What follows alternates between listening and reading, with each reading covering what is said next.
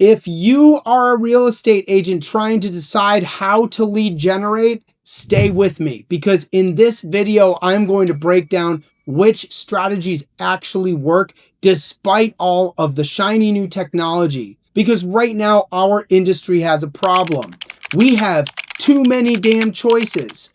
Between AI claiming that it can generate leads for us, to thinking that knocking on 1,000 doors arbitrarily will actually generate a listing. Agents just don't know where to focus their attention. Over the last few weeks, I've been doing mid-year business reviews with all of my agents, and one question keeps coming up. What levers are actually creating conversations? Not chatter, but actual real estate conversations with real people who want to buy or sell. So in this video, I'm going to walk you through 5 lead pillars that are still working in 2026.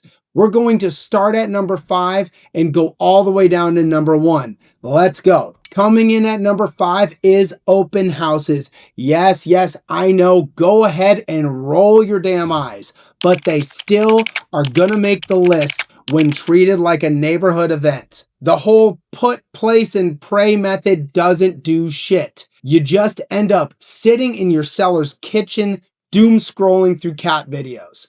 Let's face it, most markets are not in the same frenzy that we were in a few years ago. Many are balanced and some are starting to feel like a buyer's market. So unless every good listing in your market is still selling within the first few hours, the open house won't do the work for you. You have to create a big event that might involve going door to door, inviting the neighbors for an early sneak peek. That's called canvassing the neighborhood and promoting it ahead of time.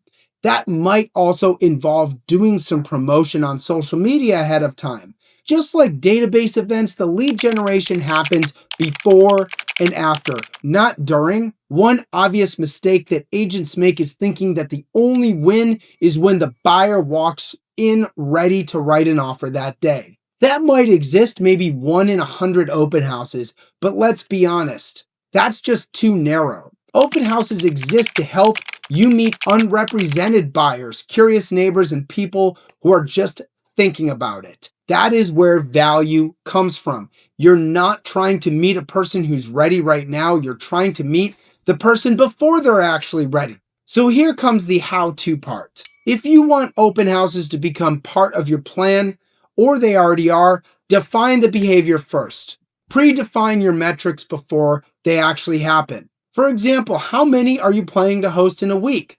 More than 1 is perfectly acceptable. How many neighbors do you plan to invite? And what is your follow-up plan? Dear God, what is your follow-up plan? Don't wait until the following week. Call everybody, including new neighbors that you met that might not have walked through the open house. Call them up and make conversation first. If you can't do these things, you do not have an open house strategy yet. You just have an open door. Coming in at number 4 is small focus group events.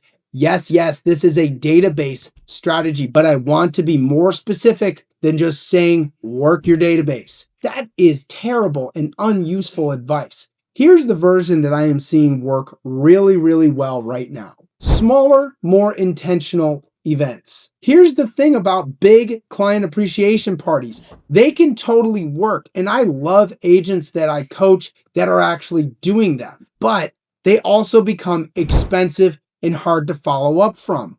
It's one thing to have 100 people in a room, but are you having 100 meaningful conversations? Small focus groups create a different kind of space. Instead of inviting everybody that you know, what you do is you bring together a smaller group around something specific. For example, do you love going to local breweries or coffee shops and trying out new things? Do you want to start an investors club? I don't know, golf simulator night. The subject of the event doesn't matter, and it does not need to be big. All it needs to do is create a space where people have something in common. That's the whole point. What that does is it creates trust and relationship depth. It also makes follow-up a whole lot easier. Instead of needing to make 100 calls to the 100 people who RSVP'd and didn't show up, you get to just make 8 to 10 calls saying thank you for coming and that you can't wait to have them invited to the next one. The thing about your database is that it's not just a list of names. What it is a relationship engine for your business. Everybody in your database represents repeat business, referrals, and future introductions. These are opportunities you don't have yet. So here's what to take action on. Start with your database, go through the names, and start asking these questions. What groups already exist inside my relationships? What things do we have in common? Are we all parents? Are we local business owners? Are we empty nesters or young families? Then just build one small event around one group and just start there. Sometimes the database strategy is not the biggest event. It is the smallest room with the right people in it. All right, number 3 is social media. Now, I saw a post recently from a well-known real estate coach calling social media as a strategy bullshit. Now, I understand part of the point. For example, if an agent says his or her strategy is social media, but they can't explain who they're trying to reach or what they're trying to be known for, then yeah, I agree. That's not a strategy. That's just called posting. But social media can absolutely be a strategy. It simply has to be defined. Social media works because it creates familiarity at scale. People who don't know you yet get to see you. People who do know you get to see what you're up to. And then they start to associate you with the specific problem, market, or type of real estate conversation. The mistake that agents make is they treat social media like it's the visibility lottery. Generic market updates or just listed posts don't create business. That's not a strategy.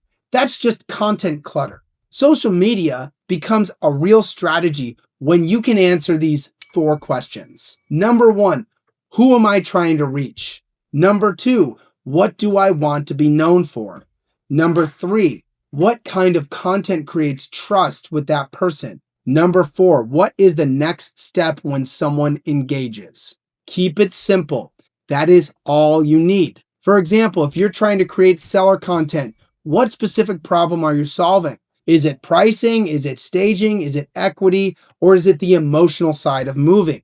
Those are just some examples. A second example is if you're creating local content, what is your future client actually searching for? Is it somebody comparing neighborhoods? Or are they looking at commute times?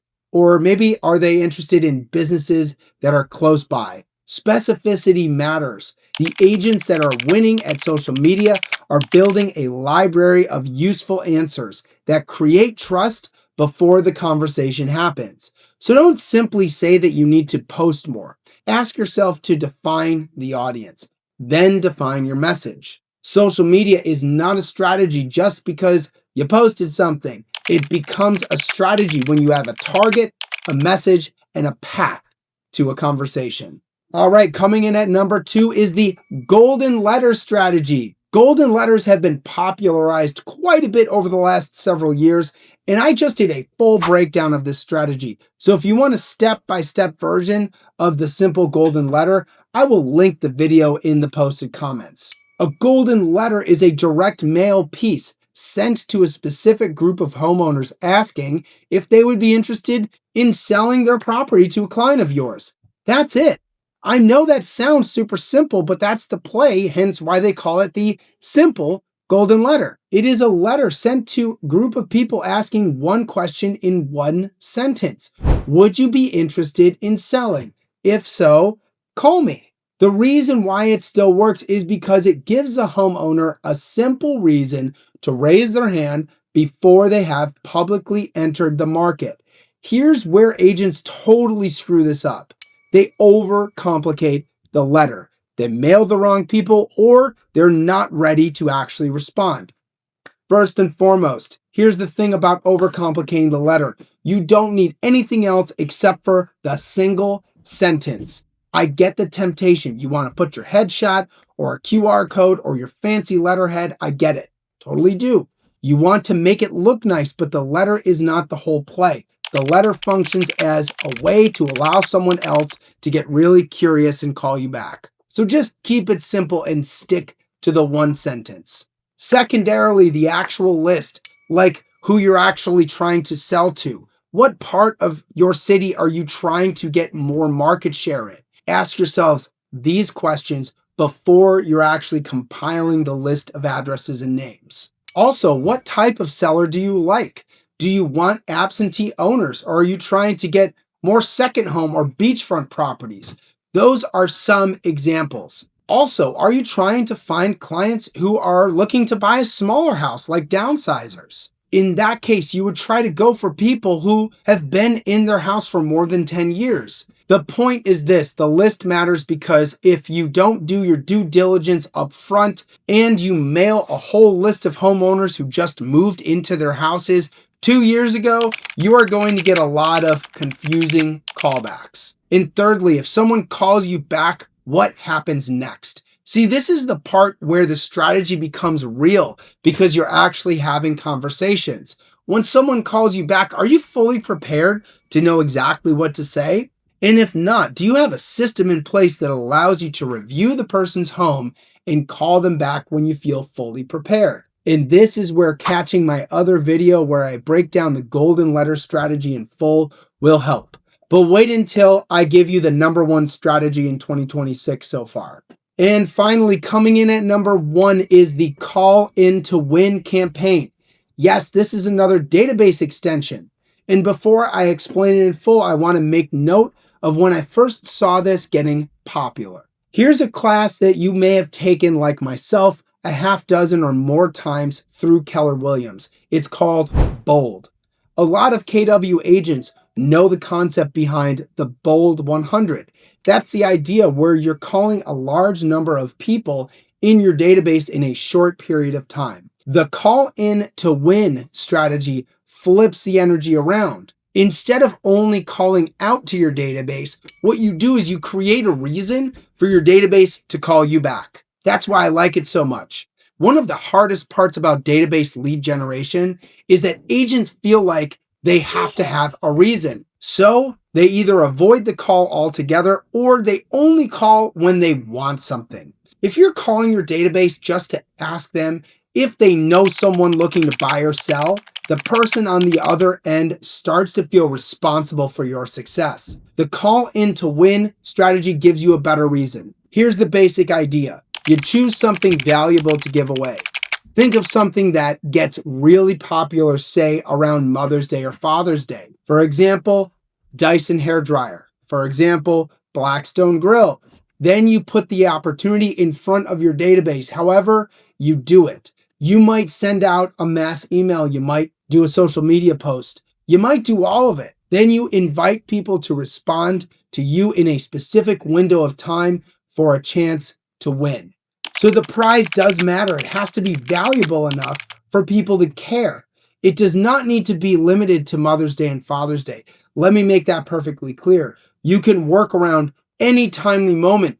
For example, Thanksgiving, NCAA brackets, teacher classroom supply donations, or back to school packages. Anything that makes sense for the season you're in. The point is not the giveaway itself. The point is the door that it opens. When somebody calls in, now you have a reason to reconnect that doesn't feel forced. As always, the follow-up is where the business lives. When someone responds, have a real conversation. Ask them how their summer has been or how their family is doing. I don't know. Ask them if they have any home improvement goals on the horizon. Just do it in a way that is human, not a robot trying to squeeze out a referral. Call In to Win works because it gives your database a reason to raise their hand without feeling like they're being prospected to. That is why it is #1 for me right now. So that's it. The strategies that still work are not always the newest and shiniest ones. They are the ones that create real conversations with real people.